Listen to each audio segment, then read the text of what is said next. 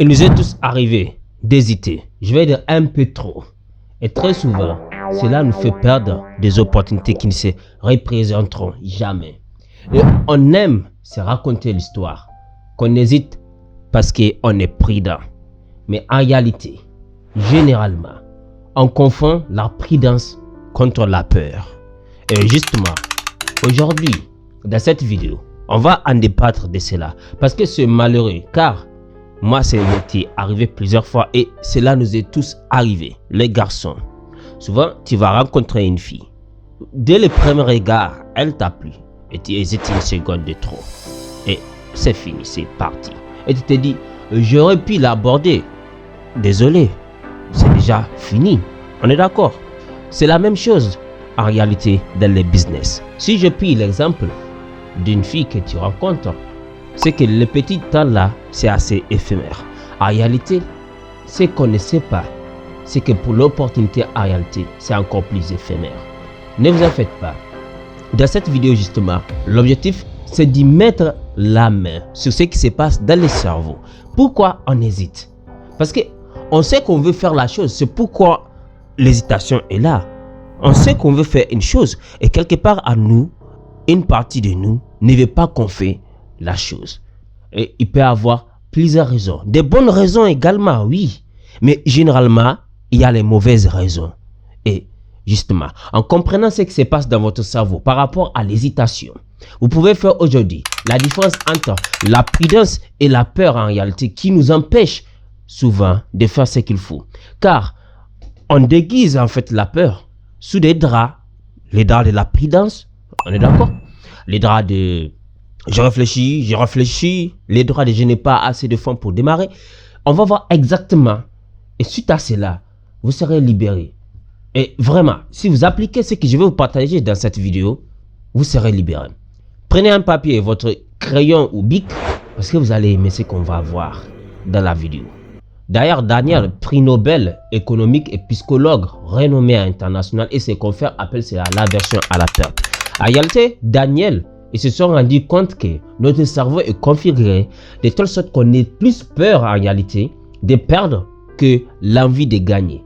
Donc revenons à notre exemple du débit et je vous montre exactement comment l'aversion à la perte que les psychologues ont justement découvert, c'est vrai, c'est l'action qu'ils ont appelée ainsi, comment ça fonctionne. On va encore aller dans les simplistes, l'histoire que nous avons tous vécue, messieurs, mesdames. Mais plus messieurs que les dames, parce que les dames la vivent tout le temps. Mesdames, n'est-ce pas, vous rencontrez tout le temps des hommes qui vous intéressent, vous ne pouvez pas les approcher parce que vous avez peur des étiquettes de la société. Je vous comprends, même nous les hommes en fait, on est moins intéressés quand c'est vous qui faites les premiers pas. On préférait que vous soyez un peu du challenge et vous l'avez compris, bravo à vous. Malheureusement, cela vous peut perdre également des hommes de rêve et quelqu'un de moins intelligent, moins belle que toi. Souvent, le courage, n'hésite pas trop, s'élance. Voilà, tu le vois, il devient son homme, la protège et toi tu es là-bas avec ton sentiment. Écoute, il faut pas faire trop la chiante quoi. On revient à notre mouton, ici c'est la famille, ok. Donc, ici, disons, ici Sani. Sani voit la petite dame, ok, disons, voilà, c'est, je sais pas, la petite dame, voilà. Voilà, donc c'est en circulation en fait, ils se sont rencontrés juste ici, on prend juste l'exemple ainsi, mais en réalité ils ont juste 10 secondes, mais quand Sani a vu la petite dame qui a vraiment les critères qu'il cherche chez une femme, il est célibataire, il cherche une femme avec des critères. Et on ne peut pas tout savoir, mais on dit l'habit ne fait pas le moine, c'est vrai. Mais on reconnaît le moine par son... Bravo, on reconnaît le moine par ses habits. Donc, en voyant la façon dont elle est habillée, moi je suis musulman, je vois une fille pudeur, bien habillée, propre. Donc, je me dis peut-être que waouh, elle peut correspondre à ce que je cherche. Donc là, en l'occurrence, Sani. Alors, Sani voulait tout de suite agir. Et l'aversion à la perte, c'est quoi la perte ici pour Sani? La perte, c'est d'être, oh là là, Sani, rejeté. Oh là là. Donc, parce qu'il a peur d'être rejeté ici, il va hésiter. Et il va hésiter, disons même un peu trop, parce que les 10 secondes ne sont pas éternelles. En hésitant juste les 10 secondes, la dame, malheureusement, a quitté les champs. Et il ne peut même pas la poursuivre généralement parce que cette prudence va tout de suite se transformer en ce qu'on appelle ici la rationalisation. Ok? Elle va tout de suite s'expliquer dans sa tête que ok, c'est normal, et puis qui va même aborder une fille en plein réel comme ça. Vous voyez. Donc ici c'est un schéma simple. Je sais. J'espère que ça vous aide. Vous avez le commentaire pour me le dire, ok? Mais pour dire quoi? L'aversion à la perte en réalité, on n'aura même pas un meilleur exemple que ce que je viens de vous exposer ici. En réalité, tout ce que vous voyez ici est vraiment l'explication réelle de l'aversion à la perte.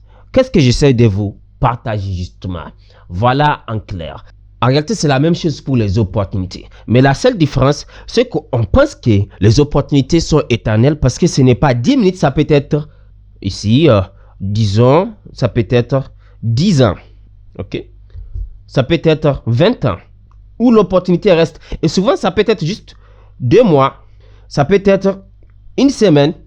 Ça peut être encore juste quelques minutes ou même quelques secondes. Vous me suivez? Selon l'histoire de Napoleon Hill, ceux qui connaissent Napoleon Hill, j'imagine beaucoup d'entre vous, si vous regardez cette vidéo, pour que Carnegie nous donne la mission d'écrire « Réfléchissez, devenez riche » une philosophie de la richesse. En réalité, il a été challengé sur juste 1 minute, 60 secondes, mais il s'est décidé en 24 secondes. Au niveau du 24e seconde, il a dit « Oui, je prends la mission pour un projet qui va lui prendre 20 ans sans être payé et sera vraiment moqué par plusieurs personnes. » En 24 secondes, il a dit oui. Donc, c'est ainsi les opportunités fonctionnent ici exactement. En réalité, tout ce que vous voyez a un temps, a une durée en réalité de validité. Si vous hésitez un peu trop, vous restez un peu trop dans votre cerveau, malheureusement, l'opportunité va pour toujours. Cerveau. Donc, c'est pourquoi il est crucial, primordial même, j'ai envie de dire ici, de comprendre ce qui se passe dans votre cerveau justement, de savoir la bonne action à prendre par rapport à la situation bien déterminée. Souvent, c'est la prudence. Mais comment arriver vraiment à savoir que c'est la prudence? Ok? Souvent, c'est la prudence. Et la prudence, c'est une bonne chose. Il ne faut pas faire n'importe quoi avec vos économies. Il ne faut pas faire n'importe quoi avec votre temps. Il ne faut pas faire n'importe quoi en général. Il faut être réfléchi et agir après réflexion. Mais comment savoir qu'on n'est pas en train d'utiliser cette réflexion pour se trouver des excuses? Exactement. Suite à ce que je vais vous partager dans la suite de la vidéo, vous allez comprendre et vous allez même déguster. Parce qu'à partir de là, vous saurez une chose. Vous serez inarrêtable. Parce que vous n'allez plus perdre votre temps dans votre tête. Vous n'allez plus perdre votre temps avec les excuses indénombrables. Mais pour cela, voilà la première chose à faire ici. Et step 1. Ok? Vous allez aimer, je vous assure. Restez tranquille. Apprenez et dégustez. Mais surtout, rappelez-vous, l'action est vraiment le maître du jeu. Appliquez ce que vous apprenez. Bon sang, c'est tellement logique en même temps. Donc, la première chose à faire ici, c'est de clarifier en fait la réalité. D'accord? C'est la première chose à faire. Vous devez déjà clarifier la réalité. Parce que voilà ce qui s'est fait en réalité. On revient chez nous ici avec le cerveau humain. C'est incroyable. En tête dans le cerveau, il y a la partie qu'on appelle ici l'amygdale. Ok? Et le fonction de l'amygdale en réalité, c'est de nous alerter. C'est celui qui est responsable des émotions, des réactions chimiques, etc. Et cette partie en réalité veut nous maintenir juste en vie. Donc, il a la tendance de disons ici, compliquer les situations en créant des imaginations, des scénarios dramatiques dans le cerveau. Et les rouges partout, les dangers. Donc, les dangers partout, les faits partout. Alors, les choses sont déjà embrouillées dans l'esprit. C'est pourquoi la première chose à faire ici, c'est d'amener du verre en fait pour clarifier les choses, pour finir par sortir l'eau à la tête. Ça veut dire quoi le verre ici? En réalité, c'est très simple. Ça veut dire qu'il faut simplement faire la liste, ok? Tu vas faire juste une liste et tu vas citer quels sont les risques réels? Pourquoi? Parce que en le faisant, déjà vous allez quitter la partie amygdale, c'est-à-dire la partie animale de notre cerveau, pour rentrer de la partie réfléchie qui est appelée justement ici cortex préfrontal. Donc le cortex préfrontal est responsable ici de la réflexion, de l'action consciente, etc. Et en rentrant dans le cortex préfrontal, on va écrire comme dans les dessins animés. Donc ici, quand vous finissez la liste, ok, des réels risques, les faits réels, vous allez vous rendre compte que généralement, en réalité, vous êtes juste en train de exciter les situations, dramatiser la réalité. Le risque n'est pas même la mort, même la pauvreté. Non, le risque en fait souvent c'est juste la perte de quelques sous. La perte de 100 000, 1 million, 10 millions, en fonction du projet et de vos moyens. Et on se dramatise. En réalité, ce n'est rien en fait. C'est en faisant en fait cette liste qu'on va finir par rationaliser finalement les choses. Très bien. Alors, c'est déjà un bon début ici. On va voir ici la étape numéro 2 qui va nous aider justement non seulement à comprendre plus davantage ici le cerveau, ce qui se passe dans le cerveau, et surtout à dealer avec l'hésitation. L'hésitation et arrêter de confondre finalement la prudence et la peur. Parce que la peur, vraiment, je vous assure, mes amis, c'est vraiment se déguiser. C'est vraiment se déguiser en prudence. Et ça, je vous assure, ça nous maintient, ça nous bloque tous. Ça m'a tellement bloqué. Et je vous assure que si vous faites un peu d'introspection, et d'ailleurs, ça m'intéresserait, et c'est honnête, d'apprendre sur vous, quelles sont les peurs qui vous ont maintenu vraiment, et que vous pensez que c'est de la prudence, c'est de la réflexion, c'est de je n'ai pas assez de moyens. Quelles sont ces peurs-là? Avez-vous déjà eu le temps de vraiment les étudier et de les comprendre? Faites-les, je vous invite à les faire. Vous pouvez me dire merci juste plus tard. Vous verrez, mais c'est désagréable. Donc, ici, la deuxième chose à faire, ok? On va prendre une nouvelle page, tellement que l'étape là, elle est importante. On va prendre notre crayon rouge ici, ok? Donc, l'étape numéro 2, même le 2, c'est voilà, foncé, gros et important. Pourquoi? C'est de mesurer, ok, votre inaction. Mesurer votre inaction. Si je n'agis pas, ok, si je reste là où je suis, couché sur le lit, je refuse de prendre de risques, je vous assure, voilà ce qui va se passer. En faisant finalement la liste ici en vert de tout ce que vous allez rater si vous ne passez pas à l'action, vous allez perdre en gros. Pourquoi? Parce qu'en vous rendant compte que je peux perdre 10 millions, oui, mais je peux également gagner 100 millions. Je peux perdre 100 000, oui, mais je peux également gagner 1 million. Ça veut dire quoi? Je vais simplement changer ma vie et pour toujours. Je peux être rejeté, oui, par la demoiselle. Mais je peux également gagner une femme supportrice pour ma vie. Celle qui va me soutenir et celle qui va porter mes enfants. Et ensemble construire quelque chose de grand. Suite au bénéfice du gain d'une femme loyale, fidèle, intelligente, soumise à Allah et qui est là pour me soutenir à construire de grandes choses ensemble. Et juste une paire d'être rejeté pour 10 secondes. Donc, moi-même, j'oublierai une semaine plus tard. Vous voyez à quel point le cerveau nous maintient. Vous voyez, mes amis, pourquoi ne pas avoir peur d'être rejeté pour 10 secondes? Oh, le bénéfice, c'est la partenaire pour une vie. Vous voyez à quel point, en faisant justement ici la liste, ok, c'est pertinent qu'il faut juste agir. C'est ça qu'il faut faire, quoi. Il n'y a rien à dire ici. Et une fois qu'on se rend compte qu'en réalité, les bénéfices sont énormissimes pour ne pas agir, pour laisser l'hésitation à nous maintenir ici, voilà la chose qu'il faut faire qui va vraiment vous aider et surtout aider votre cerveau ici à faire les choses. Vous m'excusez, les très âgés, mais je vais dire vous êtes passé par là également. Mais c'est plus simple pour tout le monde de comprendre que de prendre des exemples qui ne touchent pas la majorité. Ça n'est toujours. Si Sani a compris que il perd plus.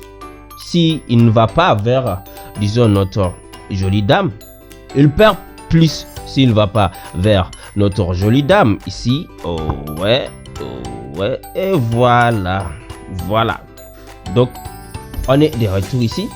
Donc, Sani dit, ok, les bénéfices sont énormissimes. J'agis. Même si je vais avoir, disons, il serait rejeté, je vais quand même aller.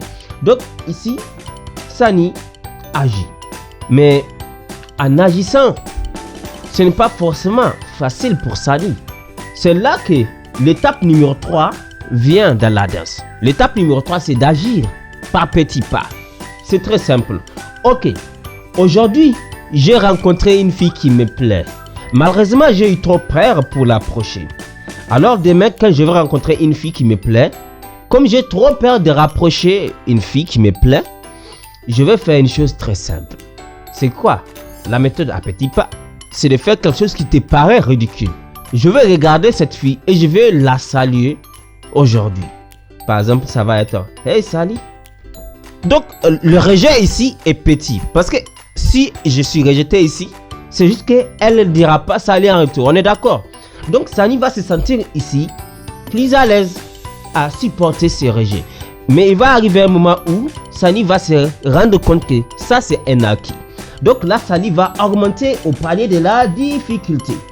Donc, Sani va finalement décider que maintenant, quand je vais rencontrer les types de femmes qui me plaisent et que j'ai peur d'eux, je vais l'arrêter pour lui demander son nom et l'heure. Bonjour mademoiselle, comment vous vous appelez? S'il vous plaît, je peux avoir votre numéro, c'est trop là, demandez déjà l'heure. S'il vous plaît, je peux avoir l'heure qu'il fait? Je n'ai pas d'heure. Même si tu as ton téléphone dans la main. Donc, qu'est-ce qui va se passer? Il va arriver un moment où ça sera un acquis, jusqu'à ce que ça sera un acquis pour Sani de dire Sali, vraiment, je te trouve intéressante. Je peux avoir ton numéro pour faire connaissance, s'il te plaît. Donc, c'est la même chose, ok, avec n'importe quel projet. Et pour ça, on va aller ici. Donc, l'étape numéro 3, la méthode à petits pas, petits pas. Donc, c'est très simple ici. C'est de décomposer. Disons que votre projet est autant grand que cela. Donc, si Sani est juste là, il veut manger ce projet. Oh là là, j'espère que vous m'excusez. Il veut manger ce projet, c'est énorme. Donc, la méthode, c'est de trouver le ciseau ici, un ciseau, ok, pour découper ce projet à des morceaux gérables par Sani. C'est vraiment la seule méthode qui va vous aider à finir par grandir. Pourquoi? Parce que vous aurez beau faire la liste ici de bénéfices, ok? Vous aurez beau rationaliser les peurs pour voir que non, ce n'est pas autant dangereux que cela, ok? Mais si au niveau de l'action, vous essayez de tout échanger, je vais tout échanger. Vraiment, j'aime dire ça, quoi. Vous risquez juste d'être épuisé et finir par tomber dans ce qu'on appelle la fatalité et finir par abandonner. Vous voyez? Donc, la bonne solution ici, c'est déjà irrationaliser vos peurs, 2, voir les bénéfices potentiels qui va vous motiver à agir dans ce sens. Et 3, il faut aller doucement, petit pas. Ok? C'est vraiment la méthode ici. Ces 3 clés vont vous aider à ne pas rester stagné, à ne pas rester dans votre tête et surtout à comprendre que vous avez le droit d'être patient et de le faire dans les temps. Ça va prendre peut-être une année pour Sani pour arriver à avoir assez de courage pour demander le numéro d'une fille. Mais après avoir eu le courage d'aborder n'importe quelle fille, demander le numéro de cette fille qui l'intéresse, qui lui faisait peur avant, il n'a pas besoin d'une année de plus. Non, l'année prochaine, il va commencer à faire des expériences, rencontrer et finir par avoir la bonne personne. Et c'est uniquement parce qu'il a décidé de faire ce qu'on appelle petit pas, d'accord, qu'il a fini par arriver au résultat voulu. Et c'est la même chose pour vous, pour vos projets. Je vous assure, n'importe quel projet n'importe quel projet est réalisable si vous arrivez vraiment à rationaliser les pertes dans votre tête et avoir clairement les bénéfices potentiels ici et surtout à agir, mais juste qu'il nous faut petit pas, qu'il nous faut mosso, kadang, juste les petits pas. Voilà.